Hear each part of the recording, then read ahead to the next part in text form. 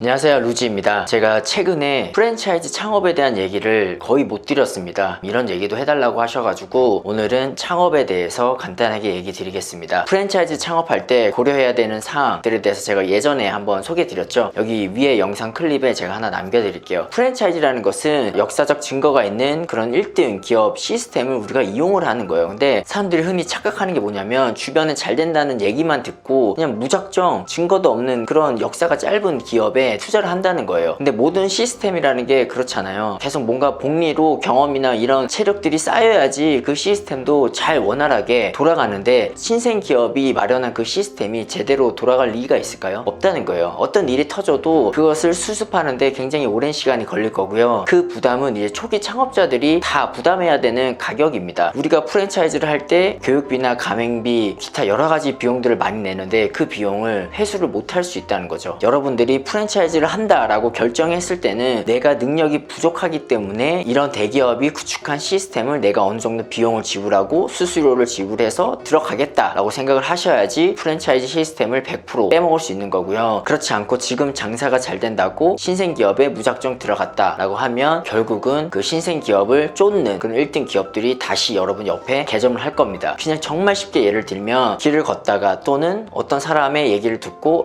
이 초저가 커피 브랜드가 하나 나왔는데 이게 정말 흥하더라 라고 해서 입지를 분석해서 들어갔다라고 치면 내가 창업한 이 브랜드 옆에 거대 자본을 가진 1등 기업 브랜드가 오픈할 수도 있는 거고요. 그게 가맹이 아니라 직영으로 오픈할 수도 있는 겁니다. 따라서 여러분이 리스크를 지고 입지를 분석해서 브랜드 선정해서 들어갔는데 결국 나는 리스크만 지고 1등 기업이 내 매출을 파악해서 괜찮다 싶어서 들어간 결과가 되는 거죠. 결국 1등 기업이 여러분을 또 이용한 겁니다. 이렇게 또 레버리지를 당하는 겁니다. 이게 자본주의 세상이고요. 그래서 여러분들은 항상 내가 프랜차이즈를 할 때 프랜차이즈를 하는 이유에 대해서 명확하게 짚고 넘어가셔야 된다. 이 말을 꼭 드리고 싶었습니다. 그리고 추가적으로 창업에 대해서 한 가지 더 얘기 드리면 요즘은 예전처럼 생각해서는 안 된다는 겁니다. 예를 들면 최근 3년만 보더라도 최저시급을 30% 이상 올렸죠. 16%, 10% 막 이렇게 해서 무게로 30% 이상 올렸습니다. 이 말은 뭐냐면 인건비를 최소화해야 된다는 거죠. 인건비가 많이 드는 업종은 조금 조심할 필요가 있다라고 보여요. 흔히 최저시급이 8,590원이니까 그냥 8,590원 기준으로 뭐 한 달 인건비를 책정하시는데 그게 아니라 요즘 친구들도 퇴직금, 주휴수당 이런 것들을 다 접하기 때문에 최저시급이 아니라 퇴직금이랑 주휴수당, 야간수당 이런 것까지 다 챙겨서 계산해야 된다는 겁니다. 얼마나 리스크한가요? 편의점이나 이런 서비스업 하는 분들을 무시하는 게 아니고요. 직장인들 연봉이 뭐 3% 내외에서 움직이는 상황에서 최저시급을 3개년 동안 30% 이상 올렸다 하면 어떻게 보면 역차별이 될 수도 있는 거고요. 결국 이렇게 소득 주도 성장을 한다고 했던 이런 것들이 지금 부작용으로 나타나고 있는 거고 이 부작용은 결국 자산가들의 부담이 된 거고 이 부담은 우리 소비자들에게 다 전가가 되고 있다는 겁니다. 이런 인건비가 오르고 원자재 가격이 오르면 결국 우리들이 다 부담해야 된다는 사실을 항상 명심하셔야 되는 거고요. 그렇기 때문에 여러분들이 뭐 최저시급 올라가지고 내가 몇백 원 더 받는다 라고 좋아할 필요가 전혀 없다는 겁니다. 모든 것은 천천히 조금씩 꾸준히 오르는 게 중요한 거예요. 지금도 최저시급이 싸다고 더 올려야 된다 라고 막 하시는 그런 축이 있잖아요. 그런 사람들을 조심해야 되는 겁니다. 다시 돌아와서 자산가 자본가들의 부담이 커지면 그 여파는 1차적으로 자영업자가 지는 거고요. 그 2차적인 피해는 소비자가 지는 겁니다. 첫 번째 자영업자 기준으로 보면 아까 얘기 드린 것처럼 인건비가 먼저 올라갔죠. 그리고 두 번째는 월세가 올라간다는 거예요. 물론 상권이 쇠퇴하는 지역은 공실이 생기면 자연스럽게 월세가 다운되겠지만 그런 게 아니라 상권의 번영과 달리 누가 봐도 괜찮다고 싶은 그런 대한민국 100대 상권에 위치한 이런 곳들은 임대료를 낮추지 않습니다. 지금 구도가 가진 자, 가지지 못한 자 이렇게 두 개로 흘러가잖아요. 가진 자들에게서 세금을 더 떼서야 된다. 지금 우리 사회의 구도인데 대한민국 100대 상권이 흥하든 망하든 상관없이 이들 지역의 지금 점포 가격 시세와 월세는 굉장히 높기 때문에 자산가들의 부담이 훨씬 더 커진다. 그게 보유세가 될 수도 있고 소득세가 될 수도 있고 취등록세가 될 수도 있고 양도세가 될 수도 있고 종합소득세가 될 수도 있고 다양한 분야에서 지금 자산가 자본가들의 부담이 커졌기 때문에 월세를 올릴 수밖에 없어요. 이 대한민국 100대 상권이 망하고 있을지라도 이 자영업자들이 쉽게 나가지 못하는 이유가 뭘까요? 100대 상권이기 때문에 이전에 상권이 굉장히 좋았습니다. 불과 몇 년 전만 해도 이들 상권은 굉장히 흥했어요. 이 흥했다는 말은 뭐냐면 권리금을 많이 주고 들어갔다는 거죠. 근데 권리금이라는 것은 임대인과 전혀 상관이 없는 금액이잖아요. 임차인들끼리 계속 주고받고 했던 금액이기 때문에 임대인이 이 금액을 책임질 의무가 없습니다. 임대인은 역으로 이렇게 생각할 수 있는 거죠. 어차피 임차인은 권리를 1억 주고 들어왔어. 나왔어. 근데 지금 상권이 쇠퇴했어. 그렇기 때문에 이 사람이 지금 다른 임차인을 구할 때 권리 1억을 받지 못할 가능성이 매우 커. 실제로 권리가 거의 없다시피 해. 라는 것을 임대인이 알았다고 하면은 어차피 월세를 올려도 임차인은 권리를 지금 받을 수 없는 상황이기 때문에 재계약을 해서 갈 수밖에 없겠구나 라고 이렇게 생각할 수 있다는 거예요. 그래서 항상 자본가들을 우리는 이길 수가 없는 겁니다. 이 자본주의 사회가 정말 좋은 점이 많지만 돈 앞에서는 정말 피도 눈물도 없습니다. 이것을 깨달으셔야 되고, 그렇기 때문에 여러분들이 함부로 이렇게 막 지불하는 그런 금액들, 비용들, 그런 것을 잘 통제해서 아껴서 모은 다음에 빨리 나도 자산가가 되겠다라는 그런 간절함이 있어야 된다는 거예요. 이 간절함이 없으면 절대 부자가 될 수 없습니다. 물론 지금도 기회가 정말 많고요. 이번 영상은 제가 조금 부정적인 측면으로 이 창업 시장을 풀이했다면 다음에 이 창업 관련해서 2개의 영상을 만들 건데요. 이런 난세 속에서도 적절하게 나온 이런 매물을 어떻게 차고 이게 정말 적절한지 가치평가하는 방법에 대해서 설명을 드리는 시간 가질 거고요. 그리고 다음 영상에서는 무자본으로 창업할 수 있는 방법에 대해서 설명드리는 시간 갖겠습니다. 오늘도 긴 영상 시청해주셔서 감사하고요. 제 영상이 도움이 되셨다면 좋아요, 구독하기, 알림 설정 부탁드립니다. 오늘도 감사합니다.